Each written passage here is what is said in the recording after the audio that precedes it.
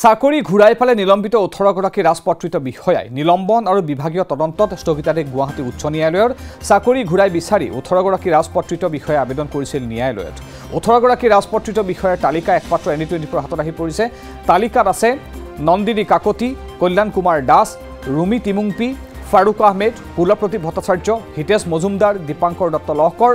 চক্ৰধৰ ডেকা ধ্ৰুৱজ্যোতি হাতীবৰুৱা নিতুমণি দাস আকাশী দুৱৰা সৌৰভপ্ৰাণ শৰ্মা পুষ্কল গগৈ মৃদুল হাজৰিকা নীলাঞ্জল গগৈ বিকাশ শৰ্মা অনলজ্যোতি দাস আৰু ধীৰাজ কুমাৰ জৈন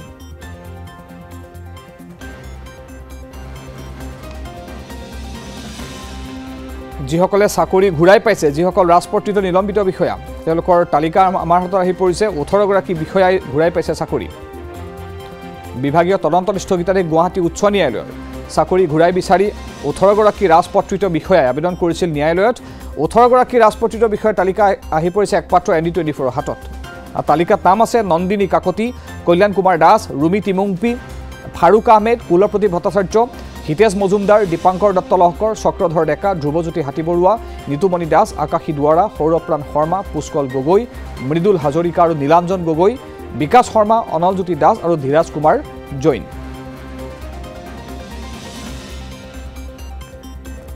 আমাক অধিক জনাব জ্যেষ্ঠ সাংবাদিক বিমল ভূষণ মহন্ত যি 18গৰাকী ৰাজপত্ৰিত বিষয়া যাৰ বিৰুদ্ধে তদন্ত চলি আছিল তেওঁলোকক বিভাগীয়ভাৱে নিলম্বন কৰা হৈছিল কিন্তু তেওঁলোকে চাকৰি ঘূৰাই পাইছে পৰৱৰ্তী তেওঁলোকৰ হয় পৰৱৰ্তী মকৰল কোড কেনেকৈ হ'ব তেওঁলোকৰ নিৰুৎপল মই প্ৰথমে শুধৰাই দিব বিচাৰিছো যে চাকৰি ঘূৰাই এতিয়ালৈকে তেওঁলোকে পোৱা নাই কিন্তু তেওঁলোকে চাকৰিটো ঘূৰাই পোৱাৰ পথত আছে অৰ্থাৎ এই মুহূৰ্তলৈকে তেওঁলোকক চাকৰি ঘূৰাই দিবলৈ বুলি কোনো নিৰ্দেশনা অহা নাই কিন্তু তেওঁলোকক যেটো বিভাগীয়ভাৱে নিলম্বন কৰা হৈছিল সেই নিলম্বিত বিষয়াসকলে তেওঁলোকৰ নিলম্বন উইথড্ৰ কৰিবলৈ অৰ্থাৎ নিলম্বন তেওঁলোকৰ উঠাই লবৰ বাবে তেওঁলোকে আবেদন কৰিছিল আৰু নিলম্বন উঠাই লোৱাৰ পিছতহে তেওঁলোকৰ এই গুটেই যেটো অৰ্থাৎ তেওঁলোকে চাকৰিটো পাবনে নাই পুনৰ হেয়া এতিয়াও এটা প্ৰক্ৰিয়াৰ মাজেৰে যাব কি নিলম্বন উঠি গৈছে চাকৰি কেতিয়া পাব আকৌ হ'বনে নাই হেয়া এতিয়াও মানে সন্দেহৰ আৱৰ্তত বুলি ক'ব পাৰি নেকি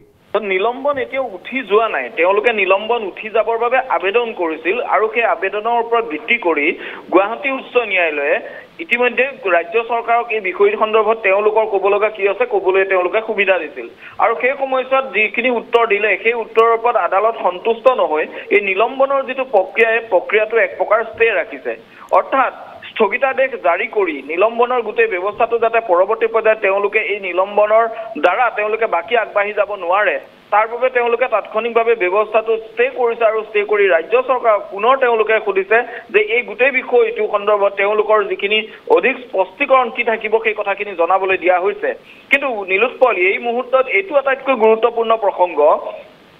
কেইদিনমান পূৰ্বে এই কেইজন বিষয়াৰ লগতে একেলগে আচলতে চাকৰি লাভ কৰা আন এগৰাকী অভিযুক্ত যি কৰ বিষয়া আছিল সেই কৰ বিষয়া গৰাকীয়ে ইতিমধ্যে তেওঁলোকে চাকৰিটো ঘূৰাই ইতিমধ্যে পালে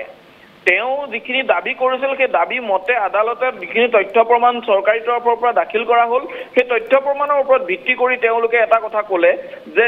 যেহেতু বিপ্লৱ কুমাৰ শৰ্মা আয়োগে যিটো প্ৰক্ৰিয়াৰে তদন্ত কৰি সেই মহিলা বিষয়া গৰাকী কৰ আয়ুক্ত কৰ অধীক্ষক আছিল সেই কৰ অধীক্ষক গৰাকী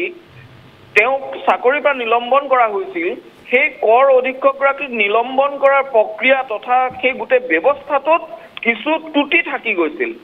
গতিকে ত্ৰুটিপূৰ্ণ এটা ব্যৱস্থাৰ মাজেৰে তেওঁক আচলতে শাস্তি দিয়া হ'ল আৰু সেই শাস্তি মৰ্মে তেওঁ নিলম্বন হ'ল গতিকে যদিহে বিপ্লৱ কুমাৰ শৰ্মা আয়োগে কৰা তদন্ত প্ৰক্ৰিয়াটো ভুল বা তদন্ত প্ৰক্ৰিয়াটো ত্ৰুটিপূৰ্ণ তেতিয়াহ'লে কিন্তু পৰৱৰ্তী পৰ্যায়ত একেদৰে এই যি 18জন বিষয়াও কিন্তু সেই একেখন প্ৰতিবেদনৰ ওপৰত ভিত্তি কৰি পৰৱৰ্তী পৰ্যায়ত নিলম্বিত হৈছিল গতিকে এওঁলোকৰো নিলম্বন উঠাই ল'ব লাগে বুলি পৰৱৰ্তী পৰ্যায়ত এই আটাইকেইজন যি নন্দিনী কাকতিৰ পৰা আৰম্ভ কৰি ধীৰাজ কুমাৰ জৈন মৃদুল হাজৰিকা ধ্ৰুৱজ্যোতি হাতীবৰুৱা নিতুমণি দাস আকাশী দুৱৰা ইয়াত ACS অফিচাৰ আছে APS অফিচাৰ আছে কৰ বিষয়া আছে তেওঁলোকেও দাবী কৰিলে যদিহে সেই মহিলা বিষয়াগৰাকীয়ে যদি তেওঁলোকে চাকৰিটো ঘূৰাই পাব পাৰে তেতিয়াহ'লে একেখন তদন্ত প্ৰতিবেদনৰ মতে আমি কিয় ঘূৰাই পাব নোৱাৰো এই প্ৰশ্ন তেওঁলোকে আদালতত উত্থাপন কৰিলে তেওঁলোকে দাখিল কৰা সেই প্ৰতিবেদনৰ আজি শুনানি আছিল শুনানিৰ পিছত ৰাজ্য চৰকাৰক বিষয়টো সন্দৰ্ভত ক'বলৈ কেইবাটাও সুবিধা দিয়া হ'ল কিন্তু ৰাজ্য চৰকাৰৰ তৰফৰ পৰা যি চৰকাৰী অধিবক্তাই যিখিনি কথা তেওঁলোকে উত্থাপন কৰিলে তাৰ ওপৰত আদালত সন্তুষ্ট নহ'ল আদালত সন্তুষ্ট নহলেও তেওঁলোকে কিন্তু এই গোটেই বিষয়টোত সেইবাবে তেওঁলোকে নিলম্বন আৰু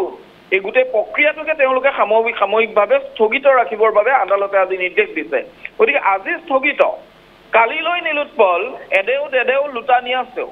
এদেও দুদেও লুটে নিয়া সেৱৰ দৰে আজি তেওঁলোকৰ নিলম্বন স্থগিত হ'ল কালিলৈ হয়তো তেওঁলোকে পুনৰ চাকৰিটো ঘূৰাই পোৱাৰ এটা বাট মুকলি হ'ল গতিকে এই মুকলি হোৱা বাটেৰে কালিলৈ হয়তো পূৰ্বে যিগৰাকী কৰ অধীক্ষকে চাকৰি ঘূৰাই পালে ঠিক একেদৰেই APSC গোচৰৰ সেই ডিব্ৰুগড়ত আজি প্ৰায় 9 বছৰ পূৰ্বে ৰুজু হোৱা যিটো গোচৰ আছিল 2016 চনৰ সেই গোচৰটোৰ পিছত দেখা পোৱা গ'লে এজনকৈ কিন্তু পুনৰ উভতনি যাত্ৰা আৰম্ভ হৈছে এগৰাকী বিষয়াকৈ আৰু এতিয়ালৈকে 19 গৰাকী বিষয়াই উভতনি খুঁটত ইতিমধ্যে নাও মেলিলে গতিকে উভতনি যাত্ৰাৰ এই উভতনি খুঁটত নাও মেলা এই 19 গৰাকী বিষয়া যাৰ এগৰাকীয়ে চাকৰি পালে আৰু আধা আগুৱাই আহিলে ইতিমধ্যে বাকী 18 গৰাকী গতিকে হয়তো কালিলৈ বাকী এজনকৈ এতিয়ালৈকে যিমান সকলৰ চাকৰি হেৰুৱালে সেই সকল হয়তো কালিলৈ পুনৰ সেই একেদৰে উভতনি যাত্ৰা আহি পুনৰ মকৰল হ'ব গতিকে এই গোটেই প্ৰক্ৰিয়াটোৱে নিলোৎপল আজিৰ তাৰিখত এইটো কথাই চিহ্নিত কৰিলে যে চৰকাৰ তদন্ত প্ৰক্ৰিয়া কৰা তদন্ত কৰা আৰক্ষী এই গোটেই ব্যৱস্থাপনাটোত কৰবাত নহয় কৰবাত কিন্তু ত্ৰুটিপূৰ্ণ হৈছিল অসমৰ প্ৰতিজন মানুহে বিচাৰিছিল যে এটা নিকা APSC গঠন হওক এটা নিকা প্ৰক্ৰিয়াৰে যিসকলে দুৰ্নীতি কৰি চাকৰি পাইছিল তেওঁলোকৰ চাকৰি যাওক কিন্তু দুৰ্নীতি কৰি চাকৰি পোৱাটো প্ৰমাণ কৰা আৰু তেওঁলোকৰ বিৰুদ্ধে আঙুলি তোলা দুইটা একে কথা নহয় গতিকে কাৰোবাৰ বিৰুদ্ধে আঙুলি তুলিব পাৰে কিন্তু তাক আদালতত প্ৰতীয়মান যাব পৰাকৈ তথ্য প্ৰমাণ সৈতে দাখিল কৰাত হয়তো কৰবাত যিটো ব্যৱস্থাপনা আমাৰ চৰকাৰী ব্যৱস্থাপনাটো কিন্তু বিফল হোৱাটোৱে এক প্ৰকাৰ প্ৰমাণিত কৰে আজি এই নিৰ্দেশাই হয় ধন্যবাদ জ্ঞাপন কৰিছো আপোনাৰ বিমল ভূষণ মহন্ত সবিশেষ তথ্যখিনি জনোৱাৰ বাবে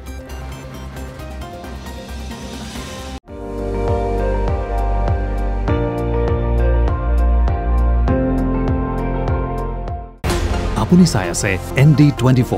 সৰ্বশ্ৰেষ্ঠ নহয় সৰ্বোত্তমৰ দৌৰ